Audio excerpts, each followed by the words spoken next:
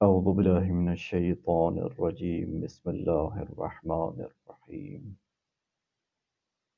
الحمد لله رب العالمين بارئ الخلائق أجمعين باعث الأنبياء والمرسلين ثم الصلاة والسلام على سيدنا ونبينا حبيب إله العالم أبي القاسم المصطفى محمد اللهم صل على محمد وآل محمد وعجل فرجهم بسم الله الرحمن الرحيم رب اشرح لي صدري ويسر لي أمري واحلل عقدة من لساني يفقه قولي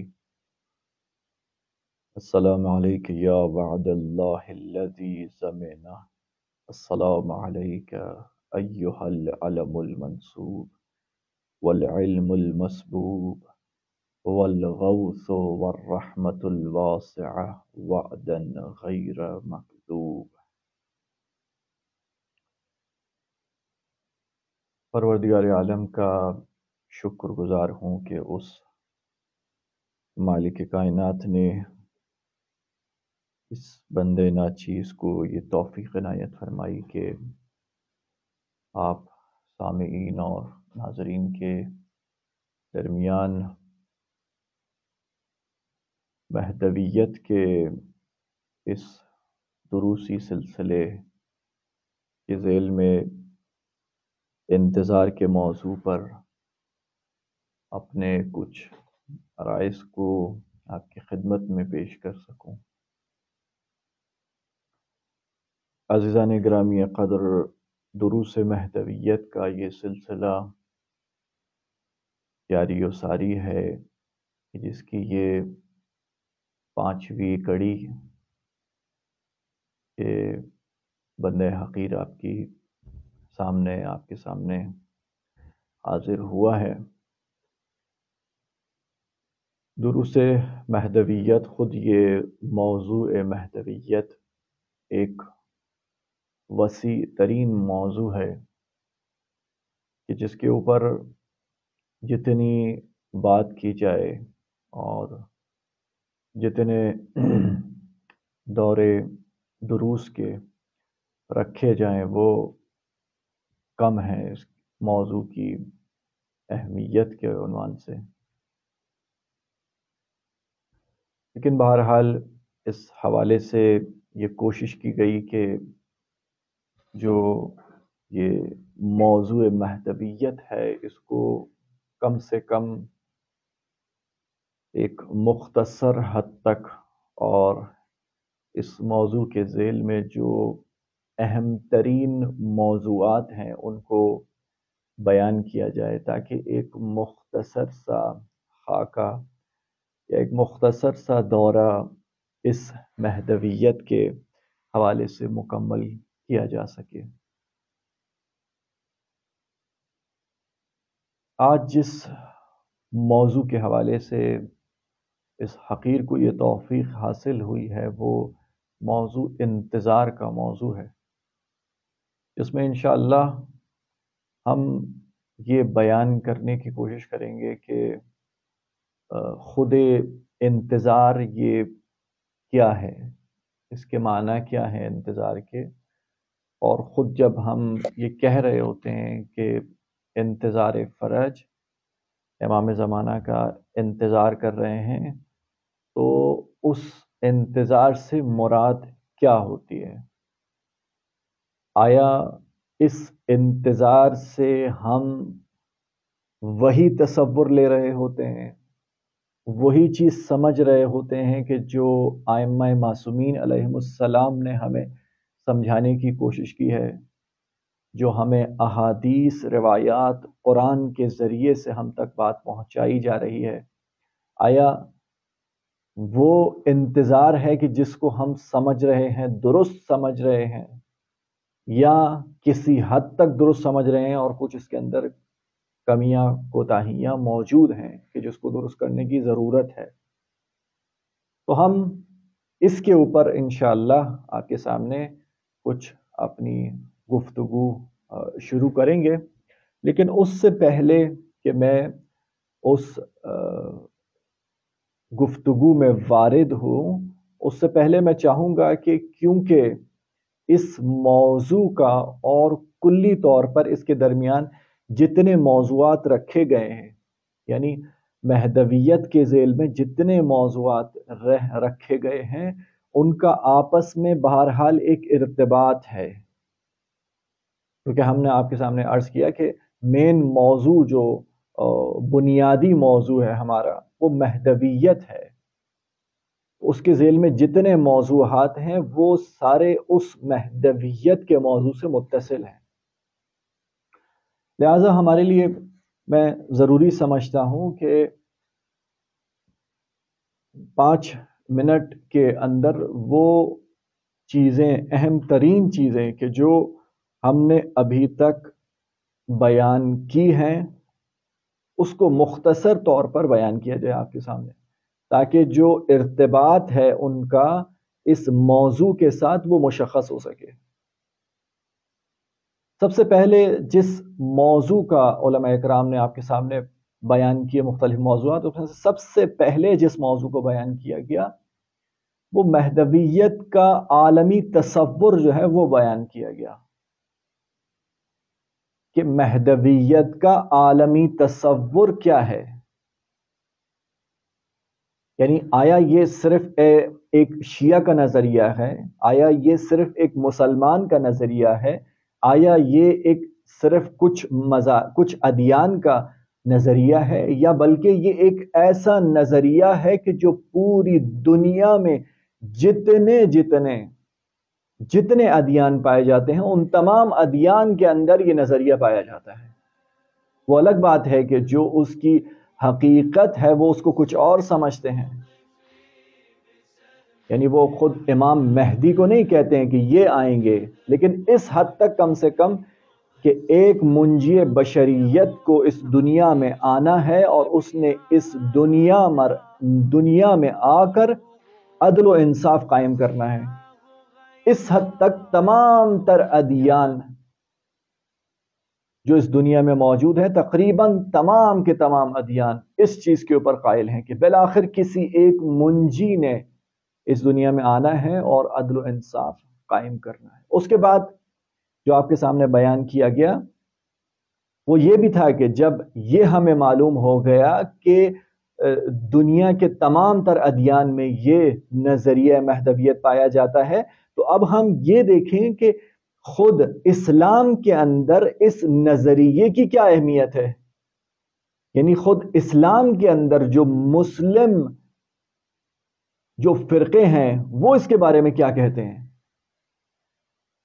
تو ہم نے اسلامی نگاہ سے بھی اسلامی عقیدہ مہدویت کو بھی بیان کرنے کی کوشش کی آپ حضرات کے سامنے، کچھ اختلافات کے ساتھ. تمام مسلمان اس بات کے قائل ہیں کہ رسول اللہ کی نسل سے، ان کی ذریت سے ایک شخصیت ایسی آنی ہے کہ جس نے آ کر دنیا کو عدل و انصاف سے بھر دینا ہے. حتیٰ ان کی صفات اور ان کا کردار، ان کا اخلاق پیمبر ہوگا، ان کی صورت پیمبر ہوگی، پیمبر کی طرح کی ان کی شکل و صورت ہوگی.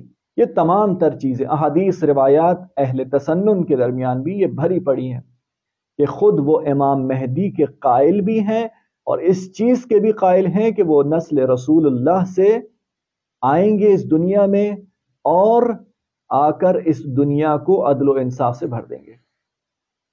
جب ہمیں یہ بھی معلوم ہو گیا کہ اسلام کے اندر بھی یہ نظریہ اور زیادہ خصوصیات کے ساتھ شامل ہے اور پایا جاتا ہے، تو اس کے بعد ایک اور موضوع کو آپ کے سامنے رکھا گیا اور وہ تھا ضرورت امام. کہ اس امام کی جب ہم بات کر رہے ہیں، اس کی ضرورت کیا ہے اس دنیا میں، کن کن بنیادوں کے اوپر اس امام کی ضرورت ہے. اور اس امام کی ضرورت ایسی ضرورت ہے، اس ولی خدا کی ضرورت ایسی ضرورت ہے کہ آج تک دنیا میں کبھی بھی کسی وقت بھی ایک لہجے کے لیے بھی یہ دنیا کسی ولی خدا سے نمائندے خدا سے خالی نہیں رہی ہے، جب سے یہ دنیا قائم ہے، اور ابھی بھی اس وقت بھی یہ دنیا اگر قائم ہے تو اسی امام کی وجہ سے قائم ہے، لہذا اس کی ضرورت ہے۔ اس کے بعد جب ہمیں اس ضرورت کا معلوم ہو گیا تو اس کے بعد آپ کے سامنے بیان کیا گیا کہ اس امام کی جو ہم بات کر رہے ہیں اس کی معرفت کیسے حاصل کی جائے، اور معرفت کہتے کس کو ہیں؟ آیا یہ معرفت ہے کہ میں کہتا ہوں کہ میں امام سے محبت کرتا ہوں، ان سے عشق رکھتا ہوں؟ آیا یہ میرا کہنا کافی ہے، یا عملی میدان میں وارد ہو کر اور مجھے بہت سارے ایسے کام انجام دے کر یہ ثابت کرنا ہوگا کہ مجھے معرفت امام حاصل ہے، میں امام کی معرفت سے واقف ہوں؟ تو یہ ابحاث تھی کہ جو ابھی تک آپ حضرات کے سامنے پیش کی جا چکی ہیں، اور آج جس کے اوپر ہم بات کریں گے، جب ہمیں معرفت کے اوپر بھی بات ہو چکی، معرفت بھی ہم حاصل کر چکے امام علیہ السلام کی انشاءاللہ، تو اس کے بعد اب ہم یہ بات کرنا چاہ رہے ہیں کہ یہ جو ہم انتظار کہہ رہے ہوتے ہیں، یہ جو ہم انتظار فرج کہہ رہے ہوتے ہیں، اس انتظار سے کیا مراد ہوتی ہے؟ اس انتظار کا معنی کیا ہے؟ اس کا مطلب کیا ہے؟ اور آیا جو ہم اس سے مطلب لے رہے ہیں، جو ہم اس سے یہ تصور اپنے ذہن کے اندر لے رہے ہیں، آیا یہ وہی تصور ہے کہ جو ائمہ معصومین علیہم السلام نے جو قرآن، احادیث، روایات کے ذیل میں اس کے تحت ہم تک پہنچایا جا رہا ہے؟ آیا یہ وہی تصور ہے، یا وہ اصل تصور کچھ اور ہے اور ہم کسی اور رستے پر کھڑے ہوئے ہیں؟ ہم اس چیز کو واضح کرنے کی کوشش کریں گے۔ پروردگار عالم کا جتنا شکر ادا کیا جائے، جتنا اس کی نعمتوں کے اوپر شکر ادا کیا جائے، وہ واقعاً وہ کم ہے۔ ہم اس کی نعمتوں کو اگر ساری زندگی صرف گننے کے اوپر آ جائیں، اس کو صرف شمار کرنا شروع کر دیں، تو وہ اتنی زیادہ نعمتیں ہیں کہ ہم اس پروردگار عالم کی ان تمام تر نعمتوں کو صرف شمار نہیں کر سکتے، گن نہیں سکتے، چجائی کہ اس کے اوپر ہم شکر کریں، اس کا شکر ادا کریں۔ تو عزیزان گرامی قدر، اگر ساری زندگی بھی ہم بیٹھ کر شکر کریں پروردگار عالم کا کہ اس نے اتنی نعمتیں ہمیں عطا فرمائی ہیں، تو وہ کم ہے عزیزان گرامی قدر۔ اور ان نعمتوں میں کچھ نعمتیں ایسی ہیں کہ وہ واقعاً بہت ہی ان کی اہمیت زیادہ ہے، یعنی وہ تمام تر نعمتیں ایک طرف اور یہ ایک نعمت ایک طرف، اور وہ جو نعمت ہے کہ جو مہم ترین نعمت ہے پروردگار عالم نے ہمیں عطا فرمائی ہے، وہ عقل کی نعمت ہے عزیزان گرامی قدر۔ عقل کی نعمت ہے عزیزان گرامی قدر۔ اگر عقل کو انسان کی زندگی سے نکال دیا جائے تو اس کی زندگی میں کچھ بھی نہیں بچتا ہے۔ یہ عقل ہے کہ جو انسان کو حیوان سے جدا کرتی ہے، یہ عقل ہے عزیزان گرامی، ہے کہ جو فرق واضح کرتی ہے کہ یہ انسان ہے اور یہ حیوان ہے۔ اگر اس عقل کو نکال دیا جائے تو انسان اور حیوان کے اندر کوئی فرق باقی نہیں رہتا ہے۔ لہذا اس نعمت کو سمجھنے کی ضرورت ہے، اس کو سوچنے کی ضرورت ہے عزیزان گرامی، اس کو استعمال کرنے کی ضرورت ہے۔ اگر ہم اس عقل کو استعمال نہیں کریں گے، تفکر نہیں کریں گے، فکر نہیں کریں گے، اور فکر کر کے اپنے تفکرات کو، اپنے اعتقادات کو درست نہیں کریں گے، تو ہمارے زندگی میں اشتباہات، ہماری زندگی میں جو معاملات ہیں وہ بہت سارے خراب ہو جائیں گے۔ یعنی انسان کی زندگی کے اندر غلطیوں کا امکان بے تحاشا زیادہ ہو جائے گا اگر وہ عقل کو استعمال نہیں کرے گا، اگر تفکر نہیں کرے گا، اگر وہ فکر نہیں کرے گا۔ لہٰذا انسان کے لیے ضروری ہے کہ وہ انسان کے سامنے جب کوئی بات کی جا رہی ہے، جب کوئی سخن اس کے سامنے آ رہی ہے، جب کوئی اس کے سامنے گفتگو کی جا رہی ہے، تو اس کے لیے ضروری ہے کہ وہ اس گفتگو کے اوپر، اس سخن کے اوپر، اس اعتقاد کے اوپر سوچے، اس کو سمجھے، اس کے اوپر تفکر کرے، عقل کا استعمال کرے۔ ایسی ہی کسی کی بات جو ہے وہ ایکسپٹ کر لینا، اس کو قبول کر لینا درست نہیں ہے۔ آج کل سوشل میڈیا کا دور ہے، اور سوشل میڈیا پر ایسی چیزیں بے تحاشا بھری پڑی ہوئی ہیں کہ جو آپ کو مختلف قسم کے اعتقادات آپ کے اندر دشمن ڈال رہا ہے۔ اس کی دسترس، اس کی جو اصل جو منبع ہے سوشل میڈیا کا، وہ اصل میں یہودیوں کے ہاتھ میں ہے۔ ان کے ہاتھ میں ان تمام تر چیزوں کو، جو ہینڈلر ہیں جو ان تمام تر چیزوں کے، تو لہٰذا ہمیں ان چیزوں کو کہ جو ہمیں سوشل میڈیا سے آ رہی ہیں، یا آج کل تو اور آگے معاملہ بڑھ چکا ہے، آج کل آرٹیفیشل انٹیلیجنس کا دور ہے۔ چیٹ جی پی ٹی کے ذریعے سے آپ بہت سارے کاموں کو انجام دے رہے ہوتے ہیں، بہت سارے امور کو انجام دے رہے ہوتے ہیں۔ یہ ساری اطلاعات، یہ ساری چیزیں ان لوگوں کے پاس کہاں سے آتی ہیں؟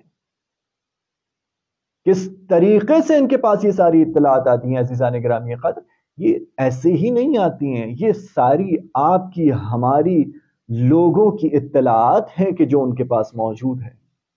دشمن جانتا ہے عزیزان گرامی قدر، دشمن جانتا ہے کہ آپ کا عقیدہ کیا ہے، دشمن جانتا ہے کہ آپ کس عقیدے کے تحت کام کر رہے ہیں۔ دشمن جانتا ہے کہ آپ کس چیز کو لائک کر رہے ہیں، پسند کر رہے ہیں، کس چیز کو ڈس لائک کر رہے ہیں۔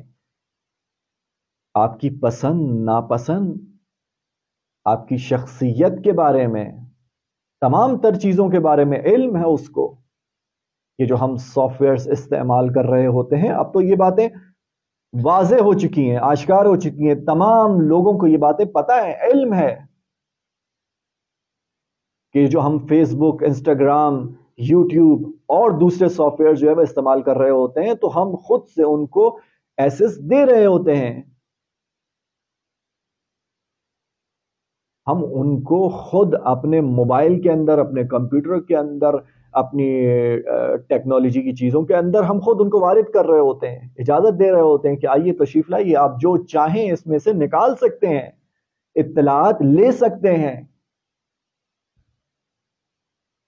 تو لہٰذا عزیزان گرامی قدر، ہمیں بابصیرت ہونا پڑے گا اور سمجھنا ہوگا کہ یہ جو دشمن کے پاس یہ جو ساری اطلاعات آ رہی ہیں، وہ ان تمام تر چیزوں سے واقف ہے، اور صرف واقف نہیں ہے، اس کے بعد آپ کی ان اطلاعات کو، ان تمام تر چیزوں کو وہ فروخت کرتا ہے، وہ بیچتا ہے، اس کی ڈیجیٹل مارکیٹنگ کے تحت اس کو استعمال کیا جاتا ہے۔ یہ جو آپ کے پاس ایڈز آ رہے ہوتے ہیں، وہ ایڈز کس طریقے سے آ رہے ہوتے ہیں؟ وہ ایسے ہی آ رہے ہوتے ہیں، کیونکہ دشمن کو پتا ہے کہ یہ فلانے منطقے میں، یہ فلانے علاقے میں، یہ فلانے ملک میں لوگوں کی پسند کیا ہے، ان کی ناپسند کیا ہے، ان کے اعتقادات کیا ہیں، ان کے عقیدے کیا ہیں، کن لوگوں سے وہ محبت کرتے ہیں، کن لوگوں سے وہ نفرت کرتے ہیں۔ یہ تمام تر چیزوں کے بارے میں دشمن جانتا ہے عزیزان گرامی خاطر، اور جب جانتا ہے تو وہ چپ کر کے بیٹھا ہوا نہیں ہے گھر پر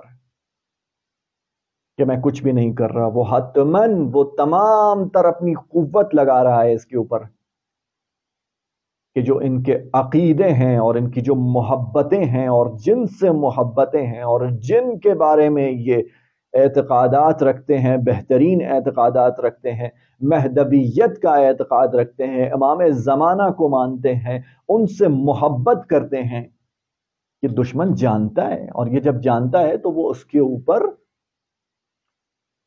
وہ چاہتا ہے کہ وہ اس کو نقصان پہنچائے، آپ کی ساخت کو خراب کرے،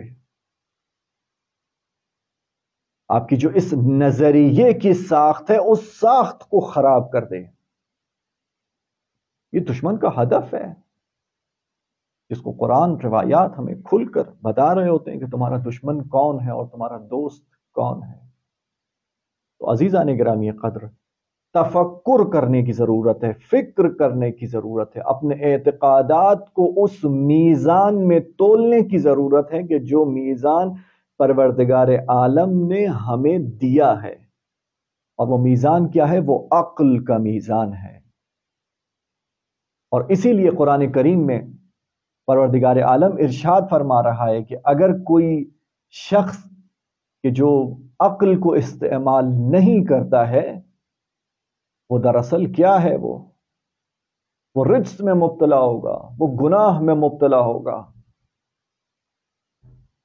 قرآن کی آیت ہے ہمارے پاس، سورہ یونس میں پروردگار عالم ارشاد فرما رہا ہے وَيَجْعَلُ الرِّجْسَ عَلَى الَّذِينَ لَا يَعْقِلُونَ، کہ خداوند عالم مبتلا کرتا ہے پلیدی اور رجس میں ان لوگوں کے جو تعقل نہیں کرتے ہیں،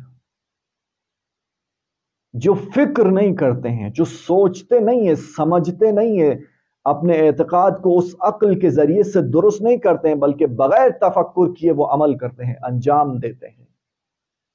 تو عزیزان گرامی قدر، یہ جو اعتقادات ہوتے ہیں اس کا بہت بڑا تعلق آپ کے عمل سے ہوتا ہے، کیونکہ انسان بہت سارے کام ایسے انجام دے رہا ہوتا ہے کہ جس کے پیچھے کوئی نہ کوئی اعتقاد وجود رکھتا ہے، اپنے اعتقاد کی بنیاد پر کام کو انجام دے رہا ہوتا ہے.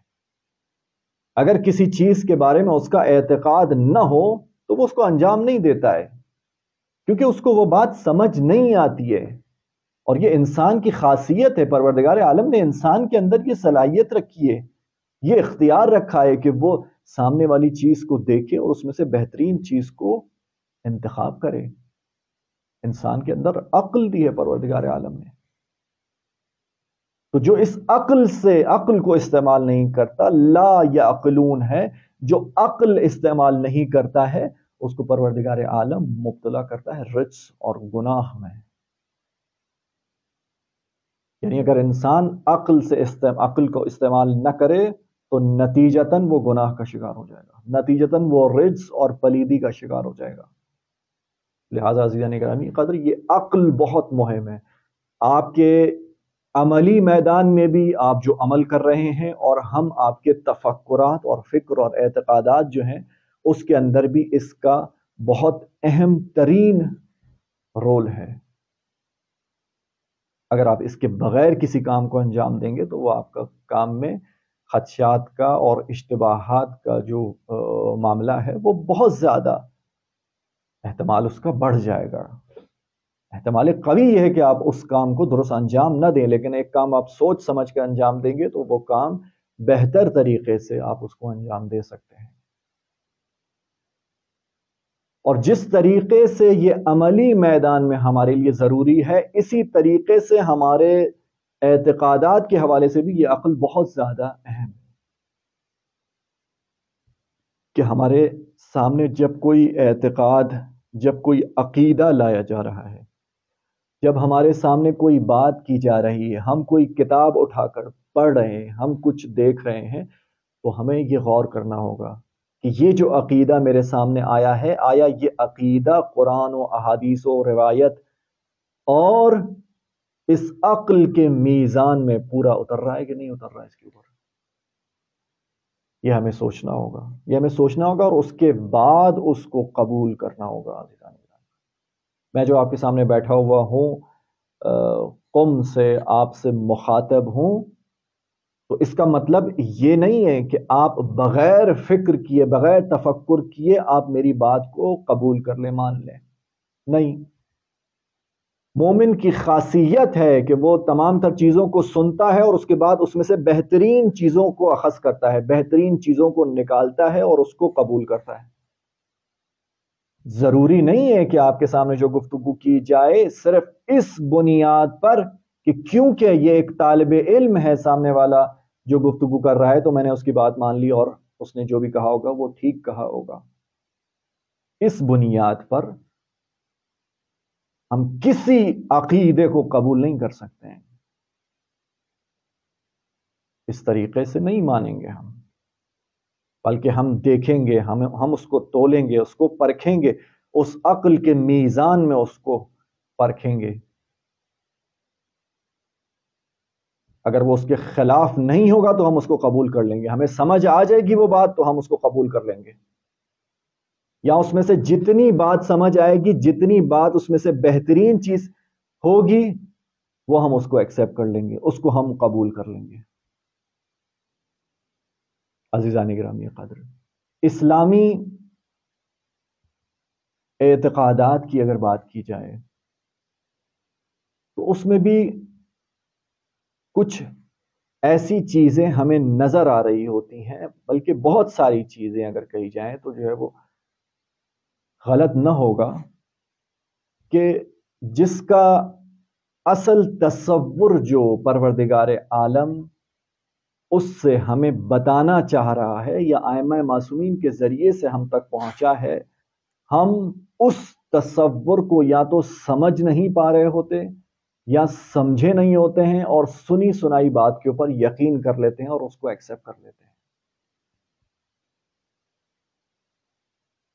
خاص طور پہ عزیزان گرامی قدر، جب اسلامی الفاظ کہیں پہ استعمال ہوتے ہیں تو اس کے معنی، اس کا تصور بہت قوی اور بہترین تصور ہوتا ہے. اس کے معنی اور اس کا مطلب جو ہے وہ بہترین مطلب ہوتا ہے، کیونکہ انبیاء نے، ائمہ معصومین نے ہمیں احادیث، روایات، قرآن کے ذریعے سے بتایا ہوتا ہے کہ اس کا مطلب کیا ہے اور اس کا مفہوم کیا ہے. لہٰذا ہمیں اس بات کے اوپر توجہ کرنی ہوگی اور سوچنا ہوگا اور تفکر کرنا ہوگا. عزیزان گرامی، جب کوئی آپ کے سامنے اسلامی الفاظ آپ کے سامنے آتے ہیں تو اس سے آپ کے ذہن کے اندر کیا تصور آتا ہے؟ مثلا میں آپ کے سامنے کہوں دین، تو دین کے خود کوئی 8-10 معنی جو ہے وہ کیے جاتے ہیں، لیکن آپ کے ذہنوں کے اندر اس دین کے لفظ سے کیا معنی آ رہے ہوتے ہیں؟ یا تو کوئی معنی نہیں آ رہا ہوتا ہے، یا پھر اگر معنی آ بھی رہے ہوتے ہیں تو وہ بہت ہی جزئی معنی ہوتے ہیں. اگر الفاظ کی بات کی جائے تو الفاظ ہمارے پاس 2 قسم کے الفاظ ہوتے ہیں. ایک لفظ وہ ہوتا ہے کہ جو محمل ہوتا ہے، اور ایک لفظ ہوتا ہے جو مستعمل ہوتا ہے. محمل کون سا لفظ ہوتا ہے؟ محمل وہ لفظ ہوتا ہے کہ جس کے کوئی معنی نہیں ہوتے، جس کا کوئی مطلب نہیں ہوتا ہے. یعنی جب اس کو میں آپ کے سامنے ادا کروں گا تو اس سے کوئی مطلب نہیں لیا جائے گا. میں آپ کے سامنے کہوں کہ کتاب شتاب، تو آپ کے ذہن کے اندر کتاب کے ذریعے سے تو ایک معنی آئے گا. آپ کے سامنے قرآن کتاب آ جائے گی، نہج البلاغہ کتاب ذہن میں آ جائے گی، کوئی اور کتاب آپ کے ذہن کے اندر آ جائے گی. لیکن اگر میں کہوں گا شتاب، شتاب کا کوئی معنی نہیں ہے. یا میں کہوں کھانا وانا، کھانا شانا، گاڑی شاڑی، یہ جو اس کے ساتھ ایک الفاظ دوسرے استعمال کیے جا رہے ہیں، یہ الفاظ محمل ہیں، ان کا کوئی مطلب نہیں ہے، اس کا کوئی معنی نہیں ہے. اور بدقسمتی سے عزیزان گرامی قدر، بہت سارے الفاظ، اسلامی الفاظ بھی ہمارے سامنے جب ادا کیے جاتے ہیں تو ان الفاظ کو سننے کے بعد ہمارے ذہن کے اندر کوئی مطلب نہیں آ رہا ہوتا، یا اگر مطلب آ بھی رہا ہوتا ہے تو وہ اس قدر کامل اور مکمل قسم کا تصور یا اس کا مطلب جو ہے وہ نہیں آ رہا ہوتا، بلکہ ایک جزئی طور پر ایک خاکہ سا ذہن میں آ رہا ہوتا ہے کہ اس کا مطلب یہ ہے. کیوں؟ کیونکہ اس کے بہت سارے معنی ہیں، ہمارے سامنے کلیئر نہیں ہے، ہمارے سامنے واضح نہیں ہے اس کے معنی. جب میں دین کہوں، یا میں کہوں زہد یا تقوی یا صبر، اس سے آپ کے ذہن کے اندر کیا معنی آ رہے ہیں؟ آیا وہ معنی درست ہے؟ میں کہوں انتظار، آیا انتظار کا جو مطلب ہے وہ میرے ذہن کے اندر درست آ رہا ہے؟ آیا زہد کا جو مطلب ہے وہ میرے ذہن کے اندر درست آ رہا ہے یا نہیں آ رہا ہے؟ اس کے اوپر مجھے سوچنا ہوگا. ایک ایران کے مشہور و معروف عالم دین ہیں، فرماتے ہیں کہ میں ایک دن ایک شخص نے مجھے کھانے کی دعوت کی، میں اس کے گھر پہ گیا تو اس نے مجھے کھانے میں سوپ پیش کیا اور ساتھ میں کہا کہ ہمارے یہاں کھانا یہی ہے، ہمارے یہاں کھانا یہی ہوتا ہے۔ تو اس عالم دین نے اس کو کہا کہ اگر آپ، کیونکہ وہ تناول کر چکے تھے، سوپ کھا چکے تھے، سوپ پی چکے تھے، تو وہ اس کو جواب دیتے ہیں، عالم دین کہتے ہیں کہ اگر آپ مجھے پہلے بتاتے تو میں اس کو روٹی کے ساتھ کھا لیتا۔ تو وہ سامنے سے کہتا ہے کہ ہم نے انقلاب کیا، ہم انقلاب لے کر آئے اس وجہ سے تاکہ ہم زہد اختیار کریں۔ تو سامنے سے وہ عالم دین اس کو جواب دیتے ہیں کہ یہ کام جو تم کر رہے ہو یہ زہد نہیں ہے بلکہ عین بخل ہے۔ اگر تمہیں زہد اختیار کرنا ہے تو تم خود نہ کھاؤ لیکن دوسروں کو کھلاؤ، مہمان کو بہترین غذا پیش کرو۔ حضرت ابراہیم علیہ السلام کی اگر سیرت اٹھا کر دیکھ لی جائے تو وہ معروف تھے اس حوالے سے، کھانا کھلانے کے حوالے سے، اور حتیٰ وہ اس وقت تک کھانا نہیں کھاتے تھے جب تک کوئی مہمان نہ آ جائے، اور خود ان کے گھر میں کھانا نہ ہو لیکن وہ مہمان کو بہترین غذا مہیا کرتے تھے، ان کو کھلاتے تھے۔ تو ہمیں انبیاء کی سیرت اگر دیکھی جائے یا ائمہ معصومین علیہ السلام کی سیرت دیکھی جائے تو ہمیں یہ نظر آ رہا ہوتا ہے کہ وہ خود نہیں کھاتے تھے لیکن مہمان کو بہترین غذا پیش کرتے تھے۔ وہ الگ بات ہے کہ اگر ان کے اختیار میں نہ ہو وہ چیز جو ان کے اختیار میں ہو اس کے مطابق وہ بہترین چیز ان کو کھلاتے تھے۔ لیکن کیا ہوا کہ زہد سے ایک تصور ہے، تقوی سے ایک تصور پایا جاتا ہے، سب سے کٹ آؤٹ ہو کر اور جو عبادت اور مشغول ہو جائے، عبادت میں خداوند عالم کی عبادت کرے، اس طرح کے تصورات آتے ہیں جو تقوی سے متقی انسان کے، نماز پڑھنے والا ہو اور روزے رکھنے والا ہو، حج پہ جا رہا ہو۔ لیکن اگر اصل دین کی نگاہ سے اگر دیکھا جائے تو آیا متقی انسان اسی کو کہتے ہیں؟ بلکہ نہج البلاغہ کا اگر مطالعہ کیا جائے، علماء اکرام کی سیرت کو دیکھا جائے، ان کے بیانات کو دیکھا جائے تو ہمیں کچھ اور نظر آ رہا ہوتا ہے۔ متقی انسان دنیا سے دوری نہیں کرتا ہے بلکہ دنیا پرستی نہیں کرتا ہے، لیکن وہ اسی معاشرے میں رہتے ہوئے، انہی معاملات کو دیکھتے ہوئے، انہی لوگوں کے درمیان رہتے ہوئے ان حدود خداوندی کا جو پروردگار عالم نے مشخص کی ہیں ان کے مطابق زندگی گزار رہا ہوتا ہے۔ کٹ آؤٹ نہیں کر لیتا ہے وہ تمام تر جہان سے، دنیا سے۔ اسی طریقے سے صبر کے بارے میں جو ہمارے تصور پایا جاتا ہے، صبر کو ہمیشہ قیام کے ساتھ بیان کیا گیا ہے قرآن کریم میں۔ وہ جو باتیں مشہور ہو جاتی ہیں، سنی سنائی باتیں جو ہم کر رہے ہوتے ہیں، کہ آپ کو کوئی ایک تھپڑ مارتا ہے، آپ دوسرا گال بھی اس کے سامنے کر دو، یا آپ کچھ بھی نہ کرو، آپ کے اوپر کوئی مصیبت آتی ہے، کوئی پریشانی آتی ہے، کچھ نہیں کرو، صبر کرو۔ صبر کرنا ہمارے سامنے یہ پیش کیا جاتا ہے، یعنی اس میں اپنی کوشش نہیں ہے، اپنا عمل کچھ بھی نہیں اور بیٹھ جاؤ۔ تو یہ غلط تصورات جو ہیں یہ ہمارے معاشرے میں پائے جاتے ہیں۔ تو ہم اسی ذیل میں اگر ہم بات کریں انتظار کی، تو انتظار میں بھی کچھ ایسے ہی معاملات نظر آ رہے ہوتے ہیں کہ انتظار کے اگر لغوی معنی دیکھے جائیں تو لغوی معنی انتظار کے یہ ہیں کہ انتظار یعنی نظارہ کرنا، یعنی دیکھنا، یعنی تماشا کرنا۔ اور بدقسمتی سے جو نظریات پائے جاتے ہیں اس میں ہم یہی کر رہے ہوتے ہیں، یعنی ہم انتظار فرج کر رہے ہیں، ہم امام کا انتظار کر رہے ہیں اور ہم ہاتھ پہ ہاتھ رکھ کے بیٹھے ہوئے ہیں. انتظار یعنی یہ کہ ہاتھ پہ ہاتھ رکھ کے بیٹھ جانا، اور جو بھی کام انجام دیں گے، جو کام انجام دیں گے وہ آ کر امام آ کر انجام دیں گے. یعنی ہمیں کچھ بھی نہیں کرنا ہے، جو بھی کرنا ہے آ کر امام نے کرنا ہے، اور ہمیں ہاتھ پہ ہاتھ رکھ کے بیٹھ جانا ہے.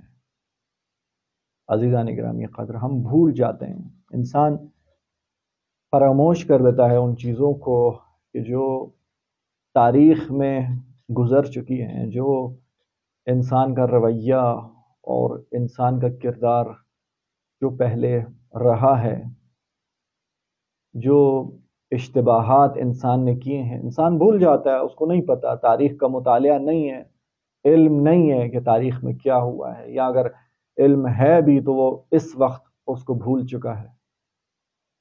ہم بھول چکے ہیں عزیزان گرامی قدر کہ امام کا جو غیبت کا معاملہ ہے، امام جو غیبت میں گئے ہیں، اس کی بہت ساری علتیں علماء کرام بیان کرتے ہیں. ان علتوں میں سے کچھ علتیں جو میں آپ کے سامنے ذکر کرنا چاہ رہا ہوں، مثلا اس کے اندر ایک سب سے بڑی علت یہ تھی کہ خود لوگوں کے اندر یہ صلاحیت موجود نہیں تھی، وہ زمینہ سازی نہیں تھی کہ جس زمینہ سازی کے تحت امام آ کر ان احکامات الہی کو اجرا کر سکیں اور ان امور کو انجام دے سکیں. زمینہ سازی نہیں تھی اس وقت. یہ اس کی بہت بڑی علت تھی کہ ہمارے امام غیبت میں چلے گئے. اگر زمینہ سازی ہوتی تو امام غیبت میں نہ جاتے. یا ایک اور علت جو بیان کی جاتی ہے وہ معصومین کا قتل ہے، ان کی شہادت ہے، ان سے دشمنی ہے، ان کا محفوظ نہ ہونا ہے.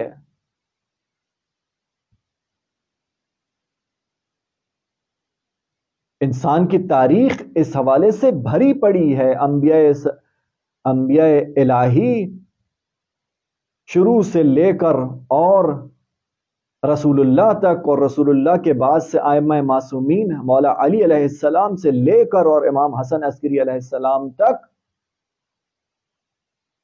انبیاء نے، ائمہ معصومین نے انسان کی ہدایت کے لیے کام کیا، اور انسان نے نتیجتاً کیا کیا؟ انسان نے نتیجتاً ان انبیاء کو، نبیوں کا قتل کیا، ائمہ معصومین علیہ السلام کو شہید کیا. مولا علی علیہ السلام سے لے کر امام حسن عسکری علیہ السلام تک.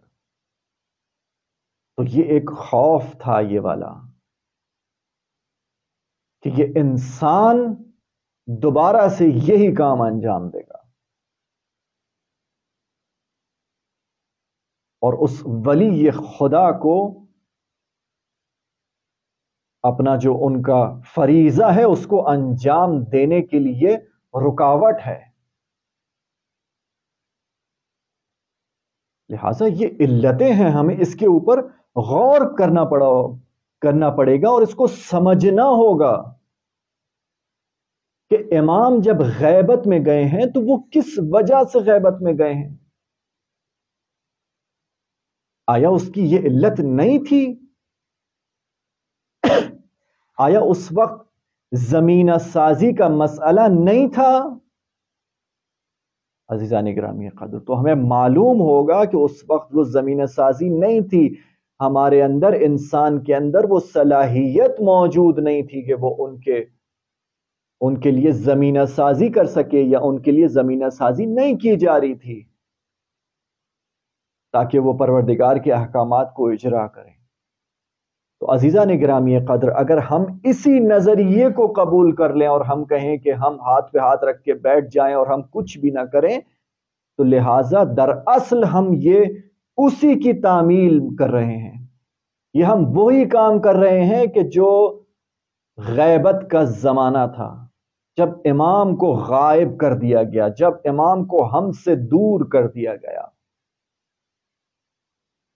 عزیزان گرامی قدر، لہذا ہم اس بات کو نہیں مان سکتے کہ یہ عقل کے خلاف ہے یہ بات کہ ہم ہاتھ پہ ہاتھ رکھ کے بیٹھ جائیں اور اس کے بعد امام نے آ کر جو بھی کام انجام دینا ہے وہ امام نے آ کر انجام دینا ہے. سوچنے کی ضرورت ہے عزیزان گرامی قدر، سمجھنے کی ضرورت ہے اس بات کو کہ آیا ہم چاہتے ہیں کہ ہم وہی معاملات جو سبب بنے کہ غیبت امام علیہ السلام ہو جائے، وہی معاملات ہم چاہتے ہیں کہ ہم ابھی بھی باقی رکھیں، یا نہیں بلکہ ہمیں زمینہ سازی کرنی ہے.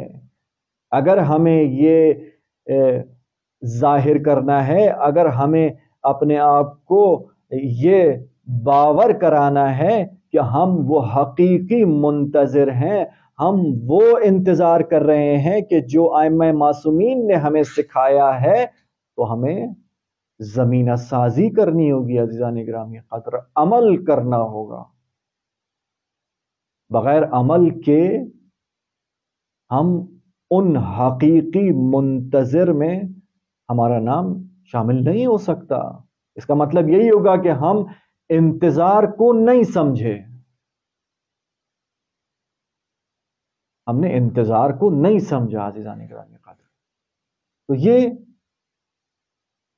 ہمیں اس کے اوپر غور و فکر کرنے کی ضرورت ہے، اور اگر ہم اس نظریے کو مانتے ہیں تو دراصل ہم مسئولیت سے اور ذمہ داری سے فرار کر رہے ہیں.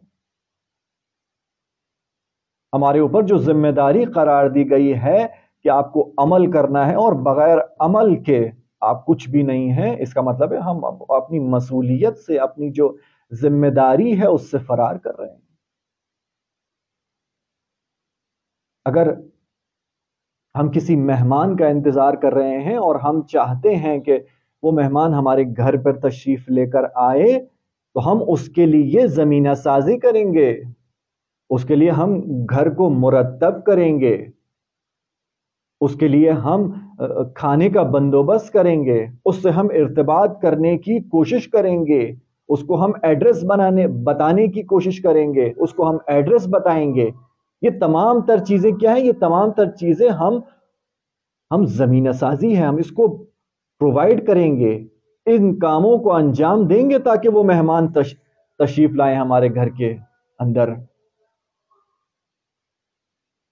یا ایک ایسا انسان کہ جو انتظار کر رہا ہے کہ سورج نکلے گا، صبح ہوگی، تو آیا یہ شخص بیٹھ کر انتظار کرے گا صرف کہ صبح ہوگی، جب سورج نکلے گا تو روشنی ہوگی، یا اس تاریکی میں کوئی چراغ جلانے کی کوشش کرے گا، کوئی لائٹ جلانے کی کوشش کرے گا، کوئی لائٹ جلائے گا، چراغ جلائے گا تاکہ اس تاریکی کو دور کیا جائے؟ تو ہمیں پتہ چلتا ہے کہ وہ شخص اس کے لیے کوشش کرے گا. تو عزیزان گرامی قدر، یہ جو انتظار ہے یہ انتظار عمل ہے عزیزان گرامی قدر. ہمارے پاس مشہور و معروف روایت ہے رسول خدا سے کہ افضل الاعمال امتی انتظار الفرج. افضل اعمال ہے، میری امت کا افضل ترین عمل جو ہے وہ کیا ہے؟ انتظار فرج ہے عزیزان گرامی قدر. یعنی پتہ چلا کہ یہ جو انتظار ہے یہ انتظار دراصل عمل ہے، بے عملی نہیں ہے، ہاتھ پہ ہاتھ رکھ کر بیٹھ جانا نہیں ہے، بلکہ عمل انجام دینا ہے، عمل کرنا ہے. اور عزیزان گرامی قدر، تعلیمات اسلامی عمل کے معاملے میں بھری پڑی ہیں. انبیاء اکرام کا ہدف کیا تھا؟ ائمہ معصومین علیہ السلام کا ہدف کیا تھا؟ لوگوں کو عمل کروائیں، ان کی ہدایت کرتے تھے تاکہ ان کو ان کو باور کرایا جائے کہ آپ کی زندگی تمام تر اس کے اوپر ہے کہ آپ عمل انجام دیں، آپ عمل میں اپنے آپ کو آگے لے کر آئیں۔ تو عزیزان گرامی قدر، اس حوالے سے یہاں تک ہمیں یہ بات سمجھ آ گئی کہ انتظار عمل کا نام ہے، بے عملی کا نام نہیں ہے۔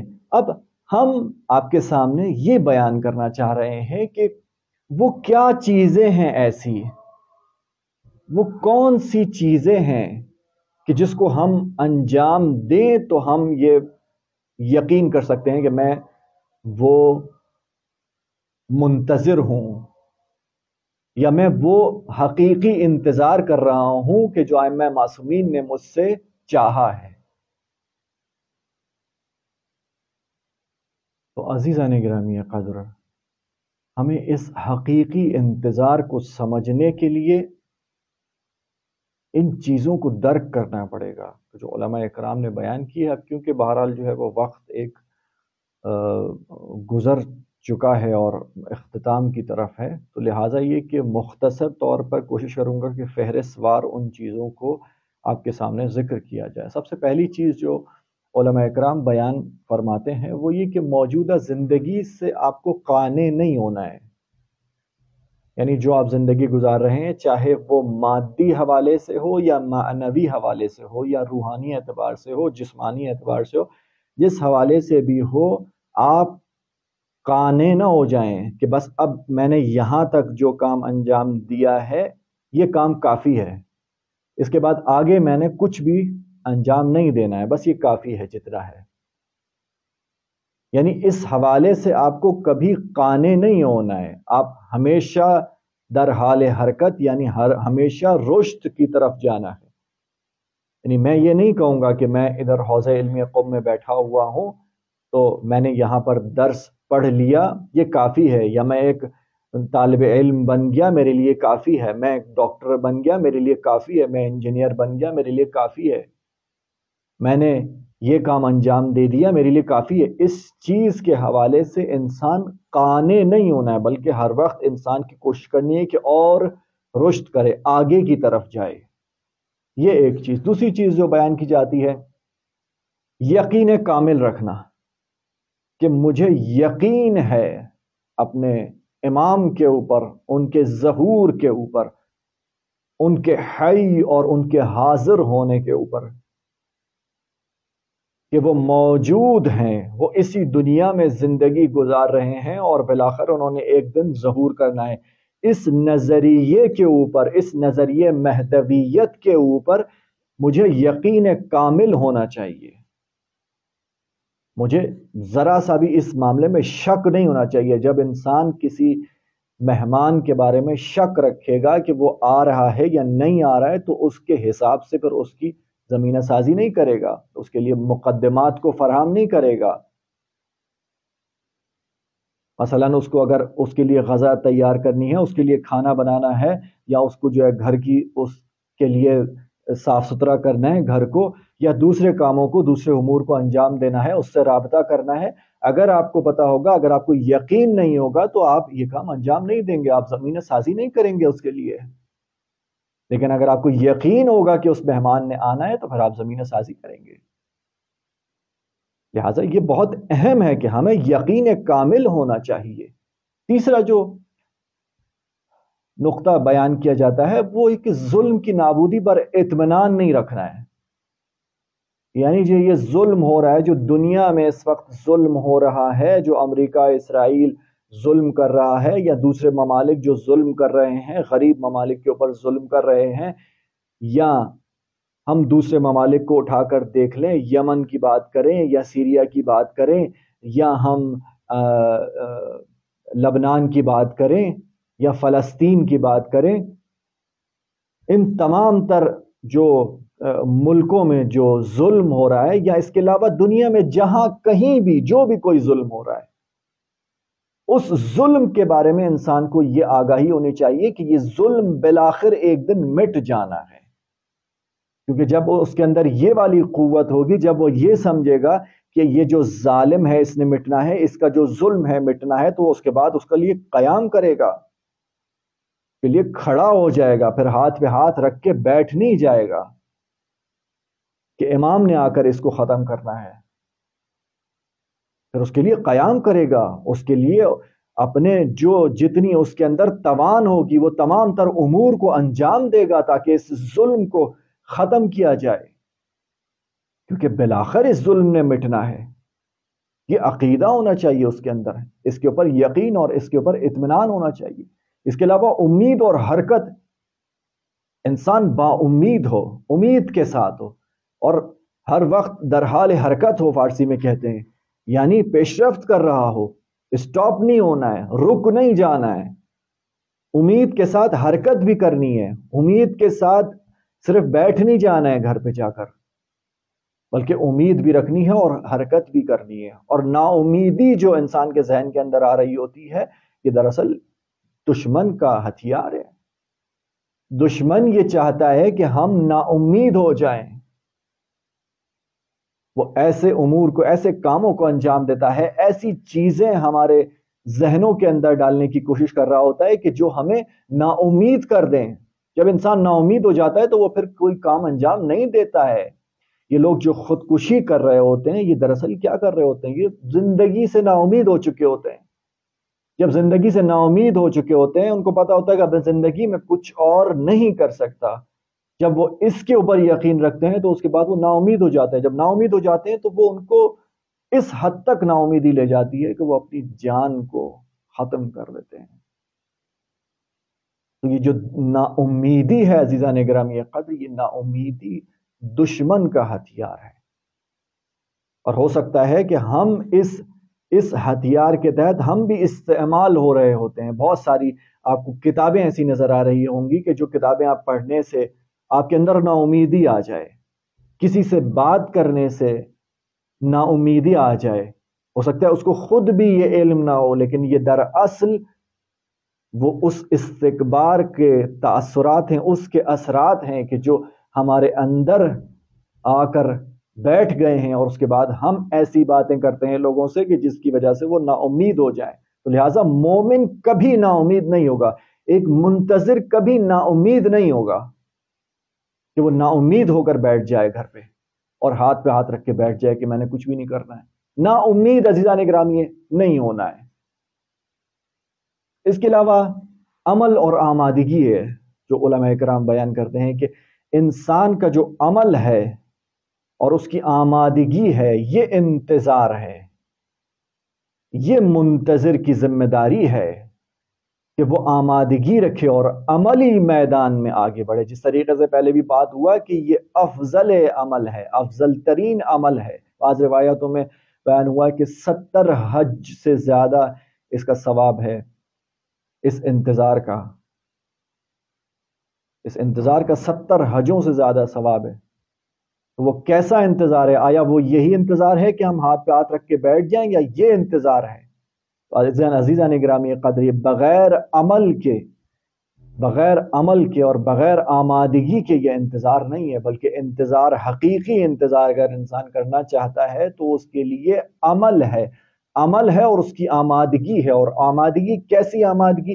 ایسی آمادگی کے علماء کرام بیان کرتے ہیں کہ اگر جنگ کا میدان ہو اور ایک سپاہی کو کہا جائے کہ ہوشیار رہنا ہے، تو تجھے ہر لحظے کے لیے ہر لحظہ ہوشیار رہنا ہے۔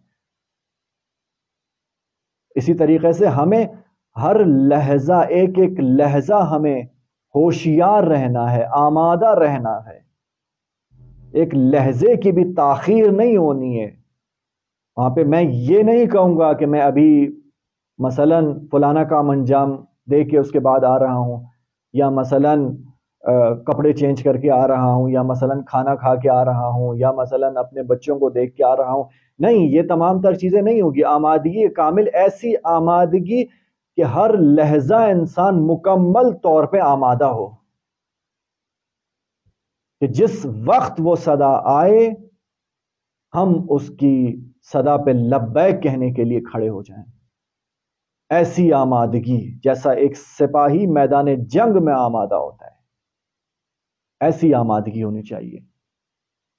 اور ایک آخری نقطہ جو مہم ہے، مختصر طور پہ بیان کرنا چاہوں گا اور اس کے ساتھ آرائز کو اپنے اختتام کروں گا، وہ یہ کہ عزیزان گرامی قدر، سیاسی قدرت ایک منتظر اور ایک انتظار کرنے والا، ایک حقیقی انتظار کرنے والا، وہ ہمیشہ اس کوشش میں ہوگا کہ وہ سیاسی قوت حاصل کرے، کیونکہ اگر سیاسی قوت اس کے اندر شامل نہیں ہوگی، اس کے پاس شامل نہیں ہوگی، اگر وہ سیاسی قوت نہیں بنا پائے گا تو استکبار کو جواب نہیں دے پائے گا۔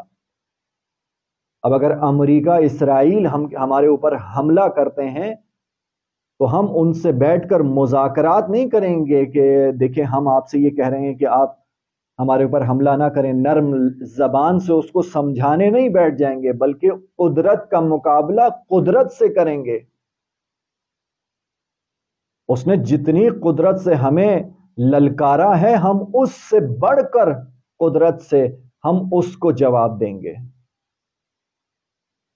تو لہٰذا ہمارے لیے ضروری ہے کہ ہم سیاسی قدرت ہوں۔ بہت اہم چیز ہے یہ، اگر اس کو سمجھنے کی کوشش کی جائے تو یہ بہت اہم چیز ہے، اور قرآن کریم میں بھی صریحتاً اس بارے میں کہا گیا ہے کہ ہم وارث بنائیں گے زمین پر، ہم زمین پر وارث بنائیں گے۔